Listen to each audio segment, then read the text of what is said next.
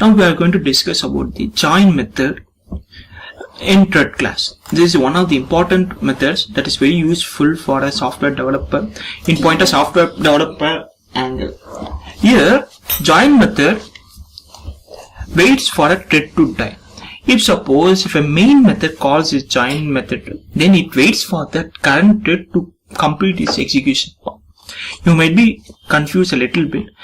I will explain in a brief manner using this program. So I have created three classes: ThreadJoin1, ThreadJoin2, and ThreadJoin3. All those classes extends thread. So basically these three classes are thread class. Inside that we have overridden the run method. All the three classes have the same definition except this content. Here T1, here T2, here T3. And then we have created three instances for ThreadJoin1, ThreadJoin2, and ThreadJoin3. T1, T2, and T3. Here we have started the thread 1. So T1.start means it promotes the thread from new state to runnable state. And then we have defined another statement, T1.join. What it does is, this statement was called by main thread, and this statement was also called by main thread. Main thread waits for the thread 1 to complete the execution. If suppose here we have execution call, we have execution inside a for loop. Here it tries to print the output T1 0, T1 1, T2 2 up to T1 equal to 9. It waits, the main thread waits until all those lines were printed. After that it tries to execute this statement and then this statement.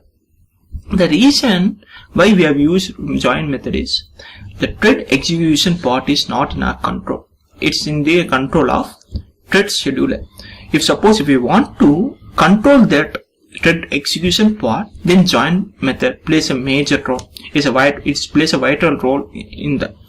So if now we will try to run this program, you will see this some awkward output. Here the complete execution of T1 is over from T1 equal to 0 up to T1 equal to 9, and then T2 gets started. Simultaneously T3 also gets started. Here you would see the execution series manner for T1, but for T2 and T3 the execution varies for each execution call.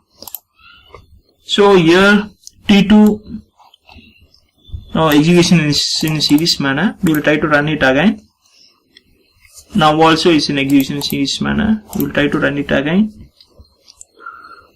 I think now also it's in a series manner. Now also it's in series manner. Now also it's in series manner. Yes. Now if you observe it closely, T1 statement got completely executed, whereas T2 and T3 got some random output. First T3 0, T3 1, and then T2 0, T2 1, like that. So these lines were controlled by thread scheduler. These were controlled by us by using join method.